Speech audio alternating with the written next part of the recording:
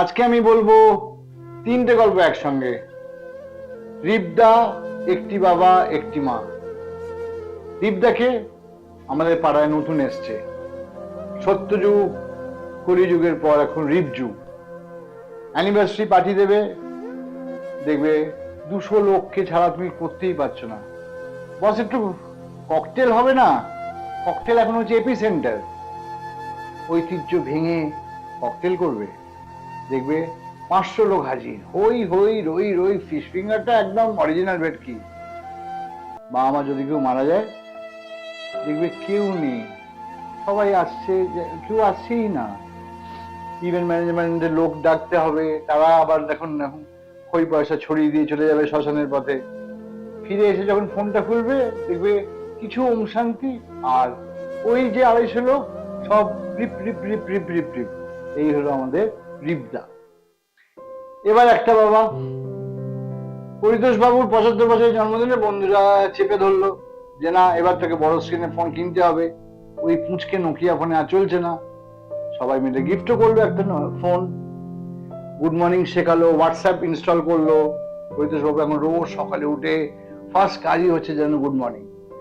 Good মর্নিংটা যেন কিছু নয়, আমার মনে হয় ওটা যেন আমিও বেঁচে আছি, তুই বেঁচে আছিস কি, এই একটা বার্তা পৌঁছচ্ছে।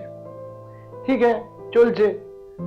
পরিতোষবাবু দেখলো যে সবাই গুড মর্নিং করে, সবাই সব পাঠায়, দুটো ছেলে, একটা বেটা লন্ডনে থাকে, একটা নিউ জার্সিতে, তারা কিছু পাঠায় না। একদিন দুপুরে খাওয়া দাওয়া করে বললো যে না, চলেই যায় স্যামসাং এর দোকানে।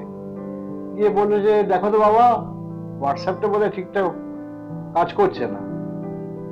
দোকানদার দেখলো, ছেলেটা একটু গম্ভীর হয়ে বললো যে কি হয়েছে, কেন? আমার দুটো ছেলের কেউ আমায় কিছু ফোনই করছে না। বলছে কাকু, দুজনেই তো আপনাকে ব্লক করে রেখেছে। বাবু বললো যে তুমি একটা কাজ করো, এই ফোনটা তুমি নিয়ে নাও, তুমি আমাদের এই ছোট ফোনটাই দিয়ে দাও, এই ফোনটা আমার আর লাগবে না। এবার একটা মায়ের গল্প। ইন্দিরা দেবী খুব খুশি, তার বাড়িতে গেছি। ইন্দিরা মাসি, আমি বলি, পাশের বাড়িতে থাকে। তার আবার একটাই খোকা, সে আমেরিকার বোস্টনে আছে। মাসি দেখি বড় সুটকেস বার করেছে, গুছোচ্ছে টুছোচ্ছে, সবকিছু একদম করছে। কি মাসি?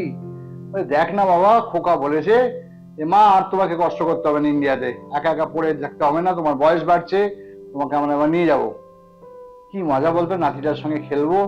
আর খোকা বলেছে যে সপ্তাহে সপ্তাহে আমাকে ঘোরাতে নিয়ে যাবে।